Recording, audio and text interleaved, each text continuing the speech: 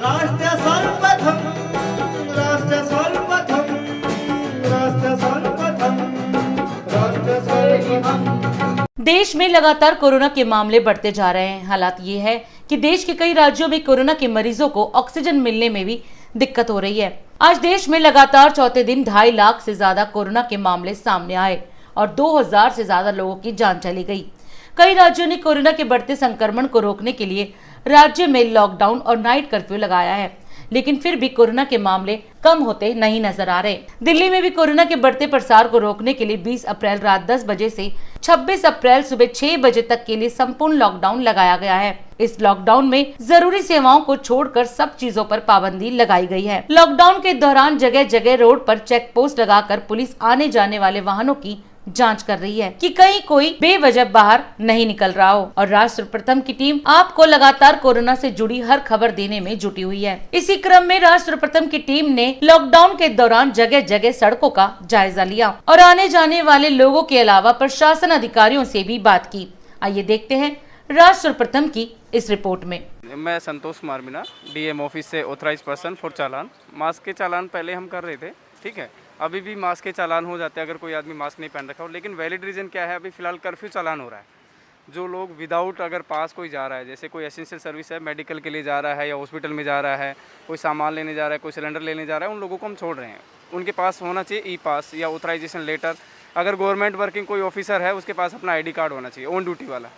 तो उन लोगों को हम रियायत दे रहे हैं। और ऐसा कोई हमारा टारगेट नहीं है कि हमें 40 चालान करने या 50 चालान करने। हमारा मेन मोटिव ये है कि भाई लोग बाग जो भी जा रहे हैं वो एसेंशियल सर्विस से जाएँ, अन्यथा फालतू में इधर उधर ना मूवमेंट करें। उनको सलाह भी देते हैं कि भाई आप अपने घर पे जाइए और इस तरीके से जाइए। माइनर कुछ ऐसा मिस्टेक कर रहा है तो उसको हम छोड़ देते हैं, लेकिन जैसे ही कोई मस्ती में घूम रहा है जिसको परवाही नहीं है, उन लोगों को हम कर्फ्यू चालान करके दे देते हैं।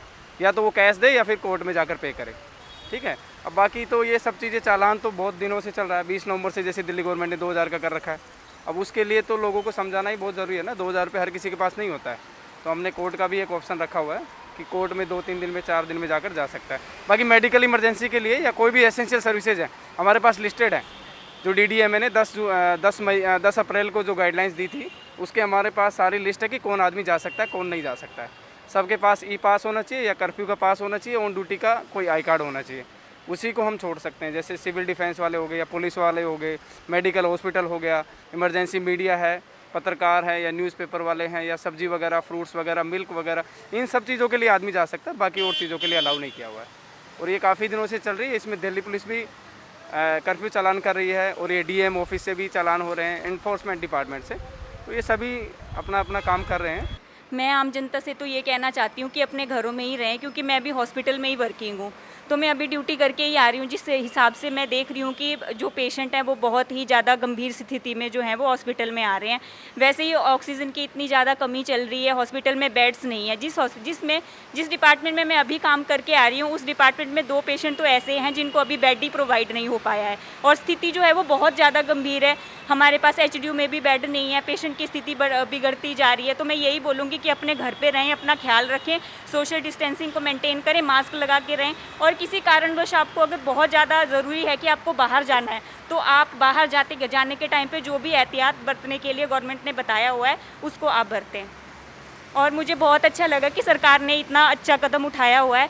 मैं इसके लिए सरकार की सराहना करती हूँ और चाहती हूँ कि लोगों को भी गवर्नमेंट के दिए गए निर्देशों का पालना करना चाहिए।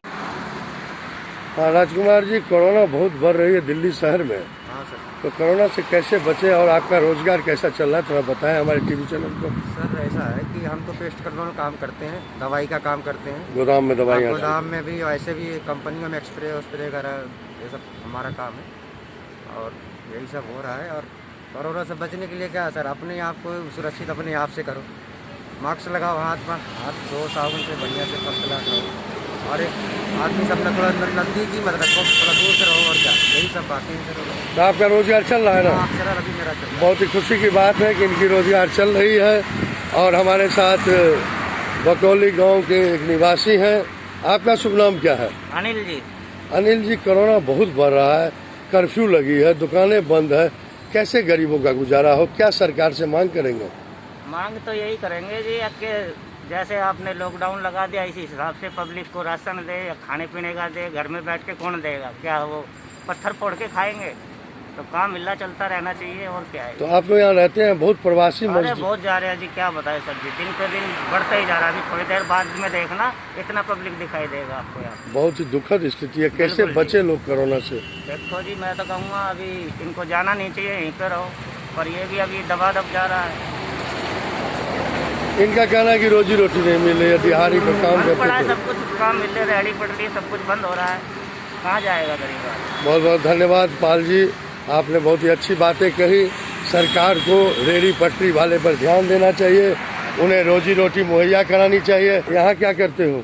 यहाँ बाइक ठीक करते हैं, मैकेनिक का। तो अभी बाइक का काम तो नहीं चल रहा, कर्फ्यू है। नहीं चल रहा है, भूखा मर रहे हैं, क्या करें।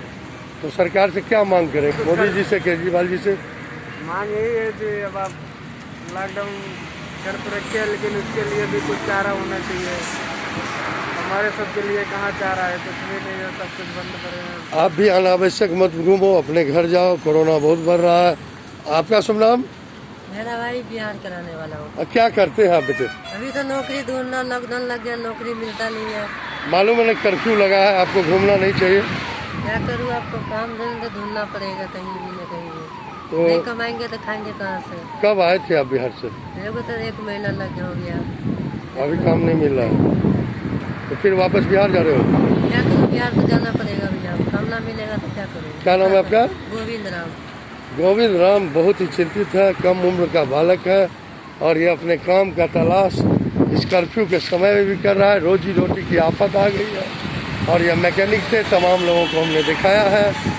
और वास्तव में राज्य सरकार को सोचनी चाहिए और गरीब गुरबों, ऑटो चालक से लेकर के मजदूरी करने वाले तक का ख्याल रखना चाहिए। आपका शुभ नाम? ब्रिजेश राजा। ब्रिजेश राजा जी, आप कितने दिनों से ऑटो चला रहे हैं? क्या माहौल दिख रहा है आज का? हमें तो 15 सालों से ज़्यादा हो गया ऑटो चलाते हुए। माहौल अभी का माहौल क्या दिख रहा है? अभी तो रोडों पर सन्नाटा पड़ा है, कोई सवारी नहीं मिल रही है, ऐसे बैठे हुए हैं, काम नहीं चल रहा है। काम नहीं हो रहा है। देखिए सभी चिंतित है, काम नहीं चल रही है इनकी और बहुत ही यक्ष प्रश्न है। सरकार को चाहिए कि इन्हें मदद करे, इन्हें रोजी रोटी मुहैया कराए। देखिए बिल्कुल बस में भी सन्नाटा है, आवश्यक कार्य बस। जो लोग सरकारी आदेश के मुताबिक जिनको छूट मिली है वही निकल सकते हैं, अन्यथा दिल्ली पुलिस कड़ी से कड़ी कार्रवाई करेगी और कार्रवाई कर भी रही है। बिल्कुल सन्नाटा है बस में भी और बस चालक को चलाना मजबूरी है क्योंकि आवश्यक सेवा में इन्हें भी कार्य करना है। उस्ताद जी, कोरोना से बचिएगा और बगैर पास के किसी को चढ़ाइएगा बस। नहीं। कैसा माहौल दिख रहा है? सन्नाटा है ना? हाँ, सन्नाटा जी, बहुत बढ़िया सरकारी हो रही है, बहुत बढ़िया काम हो रहा है और बगैर पास के किसी को चढ़ाते नहीं। कोरोना आएगा और भारत जीतेगा। तो ये बोल रहे हैं कि भारत जीतेगा, कोरोना जरूर हारेगा। कोरोना आएगा। लोगों को घर में रहनी चाहिए, अनावश्यक बाहर नहीं निकलनी चाहिए। नवरात्र के 9वें दिन दुर्गा जी के 9वें स्वरूप मां सिद्धात्री की पूजा और अर्चना का विधान है। जैसा कि इनके नाम से ही स्पष्ट हो रहा है कि सभी प्रकार की सिद्धियों को देने वाली देवी मां है मां सिद्धात्री। ऐसा विश्वास है कि इनकी पूजा पूरे विधि विधान के साथ करने वाले उपासक की सभी मनोकामनाएं पूरी हो जाती हैं।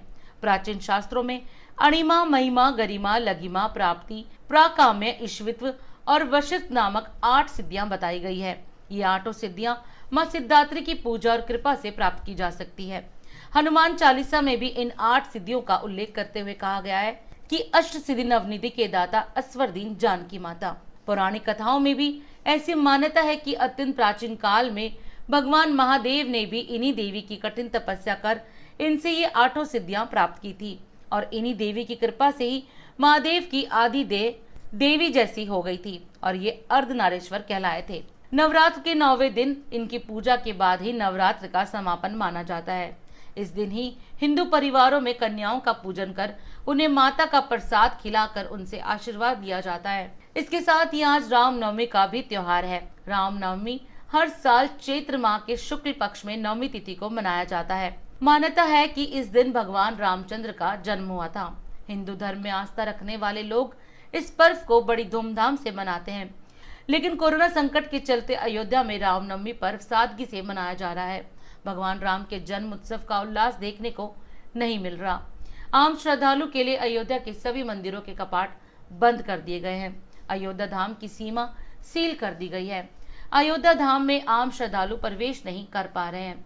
कोरोना संक्रमण के चलते अयोध्या में श्रद्धालुओं को प्रवेश न मिलने से सरयू तट पर सन्नाटा छाया हुआ है। सरयू के घाटों पर स्नान करने वालों की भीड़ नहीं दिख रही। यही हाल राम जन्मभूमि और कनक भवन समेत अन्य प्रमुख मंदिरों की ओर जाने वाले मार्गों का है। कहीं भी श्रद्धालुओं के जत्थे नहीं दिखाई दे रहे। आज अद्भुत संयोग है कि मर्यादा पुरुषोत्तम श्री राम जी का जन्म दिवस और चैती नवरात्रा का आज अंतिम पूजन आप स्वयं देखें। श्री सीताराम जी महाराज लक्ष्मण जी के साथ माँ दुर्गा भी विराज रही हैं। अद्भुत आध्यात्मिक संगम है यह मंदिर। जीटी करनाल रोड के ठीक बगल में बुधपुर ग्राम में राधा कृष्ण हनुमान जी के नाम से प्रसिद्धि प्राप्त मंदिर है। आज से 3-4 दशक पूर्व इस मंदिर का भव्य निर्माण यहाँ के स्थानीय नागरिकों के द्वारा किया गया और यहाँ पे आसपास के लोग रोजाना आकर मंदिर में पूजा अर्चना करते हैं। लेकिन बड़ा ही दुखद बात है, कोरोना का कहर और महानगर दिल्ली शहर में इस बार रामनवमी और दुर्गा पूजा काफी फीकी रही, क्योंकि कोरोना का कहर बहुत ज्यादा बढ़ चुका है और दिल्ली में कर्फ्यू लगी है। इसलिए मंदिर के अंदर किसी को आने की इजाजत नहीं है और मंदिर के पुजारी ही यहाँ आध्यात्मिक वातावरण में तंत्र विधि से माँ दुर्गा की और मर्यादा पुरुषोत्तम जी की जन्म दिवस के अवसर पर श्री राम जानकी परिवार का भव्य पूजन यहाँ संपन्न हुआ। प्रेम से बोलिए जय माता दी। श्री राम सीता राम से सानकता लक्ष्मण जी, वीर बंग महावीर स्वामी पवन पुत्र हनुमान जी की जय हो, राजा दशरथ जी की जय हो, राजा जनक की जय हो, कौशल्या माता के महारानी सुमित्रा माता सुनैना माता लव कुश जी महाराज की जय हो। तो इस प्रकार मर्यादा पुरुषोत्तम श्री राम जी का जन्म आज महानगर दिल्ली ही नहीं पूरे विश्व में आध्यात्मिक वातावरण में धूमधाम से मनाया जा रहा है और मंदिर के पुजारियों के द्वारा कोरोना काल के नियम का पालन करते हुए यहाँ भव्य पूजन किया जा रहा है। बगैर मास्क का तो यहाँ किसी का एंट्री भी संभव नहीं है और कर्फ्यू के दौरान तो यहाँ परिंदा भी पर नहीं मार सकता। पंडित जी पूरे मुस्तैदगी के साथ नवरात्रा पूजन और राम जानकी जी के पूजन में लगे हैं, क्योंकि आज मर्यादा पुरुषोत्तम रामचंद्र जी का जन्म दिवस है और ये हनुमान जी का दर्शन करें। राधा कृष्ण हनुमान जी हैं और सीताराम जी भी विराज रहे हैं और यहाँ माँ दुर्गा का भी भव्य पूजन होता रहा है और आज भी हुआ है। और इधर बांके बिहारी जी भी हैं, राधा कृष्ण जी भी विराज रहे हैं। इस प्रकार मंदिर का पूर्णतः आध्यात्मिक वातावरण आपको मंत्रमुग्ध कर देगा, आपको बार बार आने को यहाँ विवश करेगा। बस कोरोना को खत्म होने दीजिए, आप आइए। और पंडित जी ने आज एक बहुत बड़ी बात कही कि कोरोना को खत्म करने के लिए, उसका अंत करने के लिए आज माता दुर्गा एवं श्री मर्यादा पुरुषोत्तम श्री राम जी से विशेष पूजा अर्चना इस मंदिर में की गई है। मैं DID न्यूज के लिए मीर कुमार झा खास रिपोर्ट के साथ। 22 वर्षों से प्रकाशित मदर इंडिया पत्रिका, पढ़ते रहे देश दुनिया की खबरों के लिए।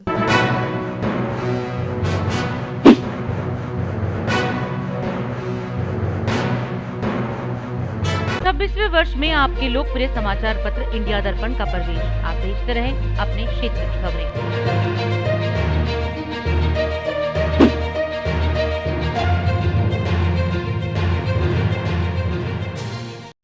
देश में कोरोना के मामलों में लगातार बढ़ोतरी से देश में इस वक्त मेडिकल ऑक्सीजन की भारी किल्लत चल रही है। भारत सरकार की ओर से राज्य सरकारों को भरोसा दिया गया है कि हर किसी को जल्द से जल्द ऑक्सीजन मुहैया कराई जाएगी। बीते दिनों प्रधानमंत्री नरेंद्र मोदी ने भी राष्ट्र के नाम अपने संबोधन में कहा कि देश में ऑक्सीजन के प्रोडक्शन को बढ़ाया गया है। जल्द ही राज्यों को उचित मात्रा में सप्लाई बढ़ा दी जाएगी ताकि कोई भी कमी न रह पाए। ऑक्सीजन की किल्लत दिल्ली में इतनी बढ़ गई है कि दिल्ली के कुछ अस्पतालों में तो चंद घंटों की ऑक्सीजन बाकी है। इसी दौरान आज सुबह पश्चिमी जिला पुलिस को सूचना मिली थी कि पश्चिमी दिल्ली के अमर लीला अस्पताल में ऑक्सीजन खत्म होने से मरीजों के परिजनों ने हंगामा मचा दिया है। जिसकी सूचना मिलते ही पश्चिमी जिला दिल्ली पुलिस के एडिशनल DCP प्रशांत गौतम ने एक टीम को फौरन अस्पताल रवाना किया और जगह जगह से ऑक्सीजन सिलेंडर मंगवाने की कार्रवाई शुरू की। स्थानीय पुलिस ने कार्रवाई की तो पता चला कि 32 कोविड रोगियों का जीवन खतरे में है और कई ऑक्सीजन सिलेंडर आपूर्तिकर्ताओं से संपर्क किया और ऑक्सीजन की उपलब्धता खोजने में सफल रहे। हालांकि अब अस्पताल में 11 सिलेंडर की व्यवस्था की गई है। आज 21 अप्रैल को करीब 9 बजे हमको कॉल मिली B1 जनकपुरी अमर लीला हॉस्पिटल से, और उन्होंने बताया कि ऑक्सीजन की सप्लाई ऑलमोस्ट ख़त्म हो गई है, और अगर ये ऑक्सीजन की सप्लाई ख़त्म हो गई तो उनके पास करीब 32 कोविड पेशेंट्स हैं, उनकी जान को खतरा हो सकता है। जैसे ही हमको ये खबर मिली, हम लोग एक्शन में आए और हम लोगों ने जितने भी हमारे आसपास में ऑक्सीजन मेडिकल ऑक्सीजन सप्लाई करने वाले सप्लायर्स थे उनसे बात करी, और हमने 3 जगह हम लोगों को ऑक्सीजन मिली, कीर्ति नगर से, गोल मार्केट से और मायापुरी से, जहां से कुल मिला के हमने 11 सिलेंडर पूरे इकट्ठे कर तुरंत हॉस्पिटल अमर लीला हॉस्पिटल B1 जनकपुरी को पहुंचाए, जिससे उनकी ऑक्सीजन सप्लाई में कोई कमी नहीं आई है। हम ये बताना चाहते हैं कि लोकल पुलिस बिल्कुल इस क्राइसिस के समय सभी हॉस्पिटल के साथ कांटेक्ट में है और उन लोगों की मदद करने के लिए पूरी तरीके से तैयार है। किसी को भी अगर इस तरीके की कोई प्रॉब्लम आती है तो ज़रूर हम लोगों को कांटेक्ट करें, हम लोग ज़रूर मदद करें। कई राज्यों में ऑक्सीजन काफी मुश्किल से मिल रहा है। ऑक्सीजन की किल्लत सिर्फ दिल्ली में नहीं बल्कि मध्य प्रदेश, उत्तर प्रदेश, गुजरात समेत कई राज्यों में देखने को मिल रही है, जिनमें महाराष्ट्र का नाम भी शामिल है। महाराष्ट्र के नासिक में एक बड़ा हादसा हो गया। बुधवार को यहाँ जाकिर हुसैन अस्पताल में ऑक्सीजन टैंक लीक कर गया, जिसके बाद हड़कंप मच गया। नासिक के इस दर्दनाक हादसे में 22 मरीजों की मौत हो गई। स्थानीय प्रशासन का कहना है कि लीकेज की वजह से ऑक्सीजन की सप्लाई करीब आधे घंटे तक ठप हो गई थी, जिसकी वजह से वेंटिलेटर पर मौजूद 22 मरीजों की मौत हो गई। हादसे के वक्त अस्पताल में वेंटिलेटर पर कुल 23 मरीज मौजूद थे। राजधानी दिल्ली में कीर्ति नगर से खबर मिली कि एतरानवे टिम्बर मार्केट में मंगलवार देर रात को आग लग गई। आग इतनी भयानक थी कि फायर ब्रिगेड की 30 से ज्यादा गाड़ियां मौके पर पहुंच गई। हालांकि अब आग पर काबू पा लिया गया है और किसी के हताहत होने की खबर नहीं मिली है। दिल्ली फायर ब्रिगेड के एक अधिकारी ने बताया कि कीर्ति नगर के एक फर्नीचर मार्केट में आग की सूचना के बाद 30 से ज्यादा गाड़ियों को घटनास्थल पर भेजा गया था। आग के कारणों का नहीं पता चला है। फिलहाल आग को इस समय नियंत्रण कर लिया गया है और कूलिंग ऑपरेशन चालू है। उन्होंने बताया कि इस हादसे में किसी के हताहत होने की खबर नहीं मिली है। राष्ट्र प्रथम की टीम ने घटनास्थल का जायजा लिया और वहां के लोगों से बात की। आइए देखते हैं राष्ट्र प्रथम की इस रिपोर्ट में। ये किस वजह से जला है और कैसे जला ये सर बता नहीं सकते, सब तो सो रहे थे। अब कैसे आग सुनगा उसके बारे में जानकारी तो है ही नहीं। अच्छा, ठीक है, पहले ये बात है, पहले जुगी में लगा, उसके बाद बिल्डिंग में लगा। अच्छा, उसके बाद पहले भी 132 में, उसके बाद ये नया बिल्डिंग बन रहा है, उसमें कल ही परसों सेटिंग ठोकाया था, उसमें भी वो जल गया। उसके बाद 2036 है, 2027 है, वो भी जल गया। अच्छा, तो यहाँ पे टोटल कितना झुग्गी था जो जला है अभी?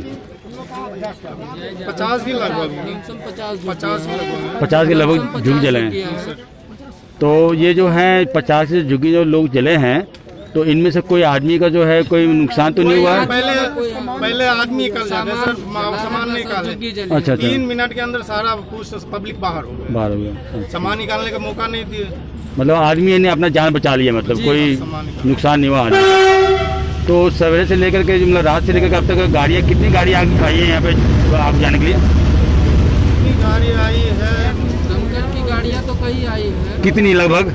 लमसम 30 के आसपास, 40 के आसपास गाड़ी आई है दमकल के अंदर। और प्रशासन कोई आया है यहाँ पे जो है? नहीं, प्रशासन वही तो मुझाने की गाड़ी आई थी, और कोई प्रशासन नहीं। और मतलब जो है जैसे कि पुलिस वाले आए हों या कोई प्रशासन? अच्छा, तो क्या कहा उन्होंने? उन्होंने आग मुझा के चले गए, और क्या कहेंगे। कब लगी आप? ये रात को 2:30 बजे लगी। हम लोग सो रहे थे और उसके बाद आग लग गया, पता नहीं चला। अचानक से हल्ला किया पड़ोसियों ने, उसके कारण हम लोग जो है फटाफट भागे बच्चों को लेके। सामान निकालने का कोई मौका नहीं मिल पाया, और जैसे ही सामान वामान निकालना चाहे तो आग इतनी तेज से कि भागने का भी मुश्किल हो गया। जान बचा के भागे। फिर हम लोग जान बचा के भागे, गाड़ी भी जल गई हमारी। उसके बाद घर का सारा सामान जल गया। फिर जो भी थे कुछ नहीं मिला, सिर्फ और जो पहने थे वही बचा और कुछ नहीं बचा हम लोग। और बाकी कोई आदमी का जो है नुकसान तो नहीं हुआ? कोई जला तो नहीं? कोई आदमी भी नहीं जला, सब कुछ हमारा खाने पीने वाला से लेके जो भी मतलब आप कहने वाले कि आदमी का जान बच गया, बाकी जो है सामान सारा कुछ जल के राख हो गया। हाँ, अब क्या खाएंगे हम लोग, ये हम सोच रहे हैं कि सरकार कुछ हमारे बारे में सोचे, इस झुग्गी के बारे में, कैसे हम लोग खाए पिएंगे, इसकी व्यवस्था किया जाए। हमारा विधायक आम आदमी पार्टी का शिवचरण गोयल अभी तक ये नहीं देखने आया हाँ बेटा क्या हुआ नहीं हुआ। हम रात भर यहाँ से कोई डंडे लेके हो, कोई डंडा से हो, कोई आग में गिर रहा है, कोई पानी लेके हो, जैसे मर्जी हो आग बुताने की कोशिश कर रहा है। ये हमारे पूर्व यहाँ का विधायक थे, हुए क्या नाम है अपना, सुभाष सचदेवा जी, वो भी नहीं आए देखने के लिए। अभी तक ये गरीब आदमी, किसी का झुग्गी में कोई शादी में जाने वाला था, गहना जल गया, किसी का कैश रखा हुआ था 70-85 हजार रुपए, वो जल गया, किसी का। अब ये बिल्डिंग अभी गिरने वाला है, आप ये देखिए बिल्डिंग, ये बिल्डिंग गिरने वाली है, ये बिल्डिंग गिरने वाली है, 132 है, 129 है, 128 है। WHI टिम्बर मार्केट कीर्तिनगर की बोल रहा हूँ सर, सन 1989 से रह रहा हूँ यहाँ पे, मगर अभी तक ये नहीं हुआ जो वहाँ पे सील मार दूँ। मैं 1990 से यहाँ रहता हूँ। सबसे बड़ी दुख की बात यह है जो आज घटना घटा है, बहुत चिंताजनक है। यहाँ पे न MLA आया है, न निगम पार्षद आया है, न MP आया है अभी तक देखने के लिए। और हर एक की माँ बहन को देखिए, एक एक कपड़े में है, धन दौलत सब खत्म हो गया सबका, और सब बेहाथ बैठे हैं, न रोटी न कपड़ा, कुछ भी नहीं है। और कम से कम 70-80 झुग्गी जले हैं। और आप सामने मकान को देखिए, आपको दिख जाएगा। हमारे पास कुछ नहीं बचा। लड़की के लिए शादी के 4-5 लाख रुपया के घोटाला हो गया, जल गया, सब राख हो गया, जेवर जल गया, कपड़े लत्ते जल गया, गोदरेज जल गया, सारा जल गया। हम क्या कैसे रहूँ, कैसे जीऊँ हम? न खाने के लिए नहीं कोई मंत्री आते हैं, नहीं कोई प्रधान आते हैं, नहीं कोई देखने आते हैं। जिसको वोट देते हैं वो भी नहीं आते हैं देखने के लिए, नहीं करने के लिए। हम लोग पागल है, धूप में ऐसी मर रही हूँ हम लोग खाने पीने के लिए। नहीं कपड़ा लत्ता बचा हुआ है, कुछ नहीं बचा हुआ है हम लोगों के। कैसे हम कुछ ही नहीं हुआ है, कहाँ से मिलेगा? एक पानी के बोतल एक राही से मांग करके हम ले लिए हैं, तो ही पी रहे हैं, गोटे गोटे पी रहे हैं। हम कहाँ से आए? कुछ नहीं है मेरे पास। बहुत परेशान हूँ हम, ऐसे भी बीमार हूँ, ऐसे भी परेशान हूँ, और लड़की के शादी के लिए परेशान हूँ एकदम बहुत ज़्यादा। कहाँ से हम लाएंगे? हम एक बिस्तर छोड़ के हम लोग भागे थे ना, तो उसी में जल जाते। कोई देखने के लिए नहीं आया था। परिवार में कितने सदस्य हैं? हम 6 जने हैं, 2 लड़की है, 2 लड़का है, हम मियाँ बीवी है। व्यवसाय किया था अपना? कारोबार क्या है? कारोबार कुछ नहीं है, कमाते थी खाती थी हम लोग। रेहड़ी ठेली चलाते हैं, कोठी उठी में काम करते हैं, शाम को आकर के चना उना बेचते हैं। यही बेच करके जीवन चला रहे थे, इकट्ठा कर रहे थे लड़की की शादी के लिए। कुछ कर यही अगले महीने में था। क्या हम तो यही कहती हूँ, अभी कोई नेता भी नहीं सुनते हैं। वोट लेने के टाइम में सब नेता आते थे, अभी कोई नहीं सुनते हैं। कुछ इनकी आग लग गई, इन लोगों के कुछ कर दीजिए व्यवस्था, हम लोग यही कहेंगे। बहुत परेशान में अब इन लोगों सब फोन तो करे थे, पता नहीं कोई नेता आने के राजी नहीं है। उनके मालूम नहीं है जो आग लगा है, मालूम तो तुरंत हो जाते हैं। कॉल पे करते हैं, कॉल भी नहीं उठाते वो सब। कॉल उठाता है नहीं, कुछ करता है। ऐसे कैसे हो सकता है? आप लोग की जिम्मेदारी है, तो ये चीज करो। एम्बुलेंस को कॉल किया, इधर फिर हर किसी को कॉल करते, पर भी फोन उठाने का कोई नाम नहीं लेता। क्यों नहीं लेता ये चीज? और आते भी है तो सुनते नहीं है जल्दी। सुनते क्यों नहीं? आग लगे होते वहाँ नहीं बुझाते, जहाँ नहीं लगे होते वहीं पे बुझाते हैं। आते भी है तो चुपचाप खड़े होकर देखते हैं। ये देखने का सीजन नहीं है, बुझाने का सीजन नहीं है। क्या ये बच जाती, बट वो आप बचा नहीं पाए। जो बचती से अभी चल गया, जो हमसे पेन रखे हैं वही है, बस कुछ भी नहीं है हमारे पास। फिर इसका जिम्मेदारी कौन लेगा? आप लोग ले सकते हैं? जवाब मिलते हैं, कोई जवाब नहीं। हम खुद जाते हैं बुझाने के लिए, फिर भी हमें क्यों रोका जाता है? जब आप नहीं कर सकते तो हमें नहीं रोके ना। क्यों रोकते हैं? रोकते हैं कि बोलो मत जाओ, जल जाएगा, जलने दो। मैं 20 सालों से यहीं पे रहता हूँ, और इस झुग्गी को, दुकानों को मेरे यहाँ पे 8 साल हो गए, करीबन 8 साल से मैं यहीं पे रहता हूँ। और यहाँ रात 2:30 बजे से आग लगी हुई है, लेकिन यहाँ पे ना कोई नेता है, ना कोई मंत्री है, ना हमारी मदद के लिए कोई आया। यहाँ के जो कर्मचारी हैं वो हमारे साथ हैं, थाने का स्टाफ जो है वो हमारे साथ है, लेकिन यहाँ पे कोई नेता मंत्री हम गरीबों को देखने नहीं आया। हम सभी के घर भी जल गए, जो हमारे पास कैश था वो भी ख़त्म हो गया, जो हमने जमा किया था वो हमारा झुग्गियों में जल गया सब। लेकिन यहाँ पे हमारी मदद के लिए अभी तक कोई नेता मंत्री नहीं आया। खैरात मशीन है और उधर बराबर में राशन की दुकान है, तो उस पर चिंगारी वगैरह गिरी, तो उसकी वजह से यहाँ पे फाल्ट होने शुरू हो गए और सभी के घरों में सिलेंडर थे, छोटे छोटे और बड़े भी थे। तो जब तक हमें पता चला, जो बराबर में सो रहे थे लोग, उन्हें जब तक 10-15 मिनट में पता लगा, जब तक यहाँ पे 2-3 सिलेंडर फट चुके थे, जिससे कि आग भड़क गई। और रात को जब अंधियाव आया तो आग का रुख बदल गया, तो इसी तरफ सब रुख हो गया। और उसके बाद में जब तक हम सब लोगों ने कवर करना चाहा तो यहाँ पे पानी वानी के नहीं है, उन्हें फ़ोन किया फायर ब्रिगेड वालों को, तो वो करीब यहाँ पे 45 मिनट के बाद पहुँचे फायर ब्रिगेड वाले। और उसके बाद में उन्होंने यहाँ से पहले एक 203 पड़ता है, तो यहाँ जो सिलेंडर फटा तो पहले वहाँ पहुँचा, तो फिर उन्होंने उधर की आग बुझाई, फिर वो हमारी हेल्प के लिए इधर लगे। ये कौन सा जगह? ये है कीर्तिनगर, कीर्तिनगर WHH B132 के पीछे झोपड़पट्टियाँ पड़ी हुई है। संजय कैंप। कब आग लगी थी? ये कल रात 2 बजे लगी है, और 2 बजे से लेके जी ये कम से कम यहाँ पे करीबन 150 झुग्गियों के आसपास है, और 150 झुग्गियों में कम से कम किसी में 4 आदमी रहते हैं, किसी में 5 आदमी, किसी में 4 आदमी। और अभी लॉकडाउन के टाइम जो है लोग बाग घर भी गए हुए हैं, जिनके रूम बंद हैं। और एक हमारे मुंचुन भाई है जिनके डैडी ख़त्म हो गए थे, उनकी राशन की दुकान है बहुत बड़ी, सबसे ज़्यादा राशन की दुकान है उनकी, और यहाँ पे सबसे ज़्यादा उन्हीं का ही वो था हिसाब किताब। लेकिन वो बेचारे अपने पापा की 13वीं के चक्कर में गाँव गए हुए हैं, तो उनकी गाड़ी घोड़ा जो भी है उनका सब कुछ जल के खाक हो गया। अब वक्त है देश दुनिया की धड़ाधड़ 10 खबरों का। देश में कोरोना के 24 घंटे में 2,95,000 से अधिक नए मामले, 2023 लोगों की मौत। प्रधानमंत्री नरेंद्र मोदी ने देशवासियों को दी रामनवमी और सिविल सेना दिवस की शुभकामनाएं। राहुल गांधी ने आज केंद्र सरकार पर आरोप लगाते हुए कहा है कि टीका संबंधी रणनीति नोटबंदी से कम नहीं। सीरम इंस्टीट्यूट ने राज्यों और निजी अस्पतालों के लिए कोविशील्ड की कीमतों का किया ऐलान। दिल्ली सरकार ने प्रवासी मजदूरों को रोकने के लिए प्रवासी, दिहाड़ी और निर्माण कार्य में लगे मजदूरों को 5-5 हजार रुपए देने का ऐलान किया। विकास दुबे एनकाउंटर में उत्तर प्रदेश पुलिस को मिली क्लीन चिट, सुप्रीम कोर्ट ने सुनाया फैसला। उत्तर पूर्व के लिए कॉमन एंट्रेंस परीक्षा स्थगित, 25 अप्रैल को होना था एग्जाम। राकेश टिकैत बोले, कोरोना के डर से किसान आंदोलन को नहीं हटाया जा सकता। यूपी में ट्रक वैन की टक्कर में 4 मजदूरों की मौत, 2 घायल, सदमे से गई एक ग्रामीण की जान। रोहित शर्मा पर लगा 12 लाख का जुर्माना। देश में कोरोना के मामले बढ़ते ही जा रहे हैं, जिसे देखते हुए राज्य सरकारें सतर्क हो गई हैं।